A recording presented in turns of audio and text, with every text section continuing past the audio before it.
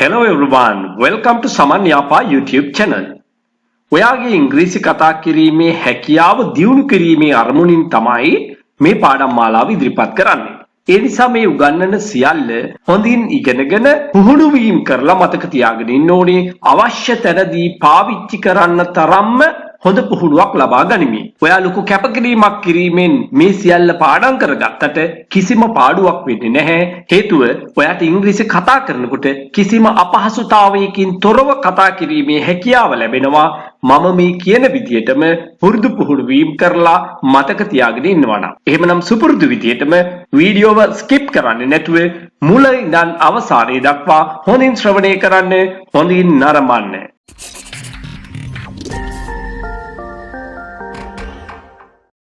මගේ තැන ඔයා හිටියානම් ඔයා මොකද කරන්නේ?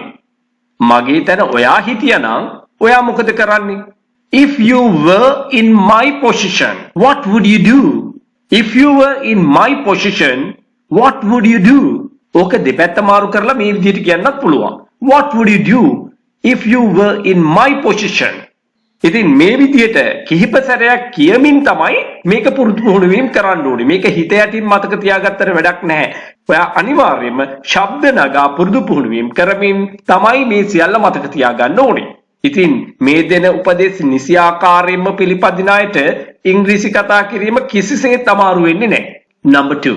ඔයා මගේ තත්ත්වයේ හිටියානම් ඔයාට තේරෙයි මගේ අසරණකම. If you were in my position, you would understand my helplessness. Help උදව් කරනවා උදව්ව. less කියන ප්‍රත්‍ය එකතු කරපුවාම අපිට ලැබෙනවා නැති කියන අර්ථය helpless. ඒකේ තේරුම උදව්වක් නැති හෙවත් අසරණ. ඉන්පස්සේ අපි ness කියන ප්‍රත්‍ය අපි ඒකට ඉංග්‍රීසියෙන් කියනවා suffix එක. ness කියන suffix එක එකතු කරපුවාම අපිට ඒක නාම පදයක් බවට පරිවර්තනය කිරීමේ හැකියාව තියෙනවා. carelessness ඔන්න ඔය විදිහට හැදෙන තවත් වචනයක් ඔයාට නිතර පාවිච්චි කරන්න සිද්ධ වෙන. If you were in my position, you would understand my helplessness. ඔයා මගේ තැන හිටියානම් ඔයාට තේරෙවි මගේ අසරණකම. If you were in my position, you would drive me away. If you were in my position, you would drive me away. ඔයා මගේ තත්ත්වයේ හිටියානම් ඔයා මගේ තැන හිටියානම් you would drive me away. drive away කියන්නේ පළවා හරිනවා, එලවනවා. ඔයා මගේ තැන හිටියානම් ඔයා මාව එලවාවි, එලවා දමාවි. අන්න ඒක කියන්නේ මේ විදිහටයි. කොහොමද? If you were in my position, you would drive me away. Number 4. මම ඔයාගේ තත්ත්වයේ හිටියානම් මම කවදාවත් ඒක කරන්නේ නැහැ. If I were in your position, I would never do it. If I were in your position, I would never do it. මම ඔයාගේ තත්ත්වයේ හිටියානම් මම කවදාවත් ඒක කරන්නේ නැහැ. If I were in your position, I would never give it up. මොකක්ද මේකේ තේරුම? give up කියන්නේ අතහරිනවා. phrasal verb එක. give up අතහරිනවා. give up, gave up, given up. ඔන්න ඔය විදිහටයි ප්‍රධාන අවස්ථා තුන නිර්මාණය වෙන්නේ. never කවදාවත් නැහැ. කවදාවත් නැහැ කියන අර්ථයගෙන දෙන adverb එක. ක්‍රියාවිශේෂණ පදයක්. If I were in your position, මම ඔයාගේ තත්ත්වයේ හිටියානම්, ඔයාගේ තැන හිටියානම්, I would never give it up. මම ඒක කවදාවත් අතහරින්නේ නැහැ. If I were in your position, I would never give it up. Number 6.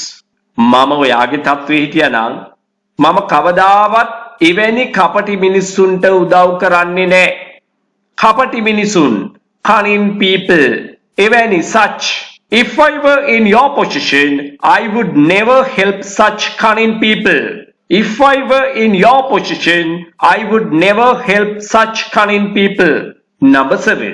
If she were in your position, ඔන්න බලන්න මෙතනදී she was භාවිතා කරන්න පුළුවන්. නමුත් මේක කිසිදා නොවන තත්වයක් නිසා මම ඔයා වෙන්නෙත් නෑ, ඔයා මම වෙන්නෙත් නෑ. ඇය ඔබේ තත්ත්වයට එන්නෙත් නෑ, ඔබ ඇයේ තත්ත්වයට එන්නෙත් නෑ. අන්න ඒ නිසා මෙවැනි අවස්ථාවක අපි භාවිතා කරන්නේ were කියන ක්‍රියාපදය සියලුම කර්තෘ පද සමග. I were, we were, you were, they were, he were, she were මෙන්න මේ ආකාරයෙන්. If she were in your position, ඇය ඔබේ තත්ත්වයේ හිටියානම් she would break up with you. She would break up with you. ඔන්න අද දවසේ phrasal verbs කීපයක්ම මම ඔයාලට ලබා දුන්නා. break up. මේවා මීට කලින් උගන්වලා තියෙනවා.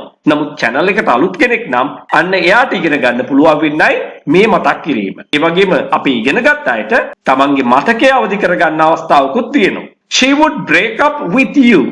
break up කියලා කියන්නේ ප්‍රේම සම්බන්ධතාවයක් වැනි යමක් නවත්තලා දානවා. හැබැයි ඒත් එක්ක එන්න ඕනේ with කියන preposition එක.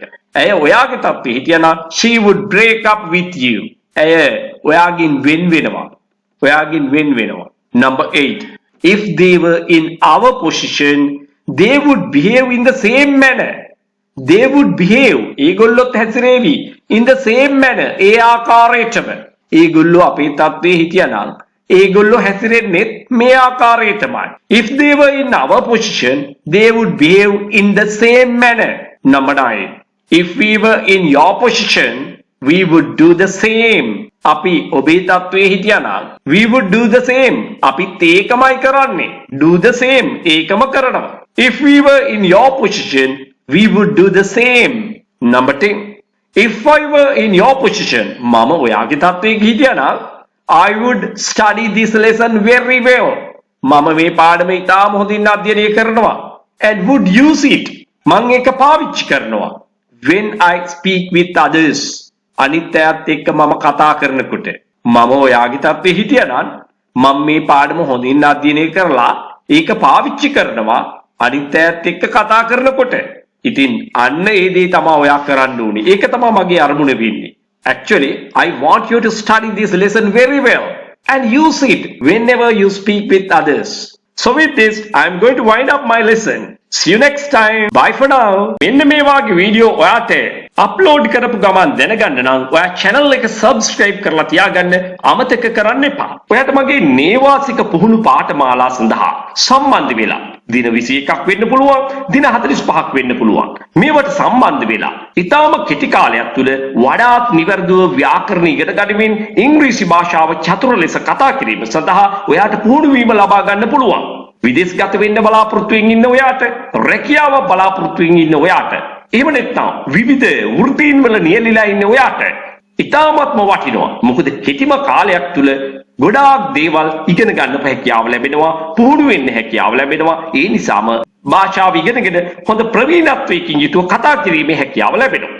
එහෙම සහභාගී වෙන්නම බැරි අය සඳහා විශේෂයෙන්ම විදේශගත වෙලා දැනටමත් සේවය කරන අය ඔන්ලයින් ක්ලාසස් සඳහා විමසීම් කරන්න පුළුවන්. ඒ වගේම පාසල් යන දුවලා පුතාලටත් ඔන්ලයින් ක්ලාසස් එහෙම නැත්නම් දැනටමත් රැකියාවල නියැලීලා ඉන්න අයට මේ වගේ ෆිසිකල් ක්ලාසස් වලට සම්බන්ධ වෙන්න බැරි නම් අන්න ඒ අයට ඔන්ලයින් ක්ලාසස් සඳහා විමසීම් කරන්න පුළුවන්.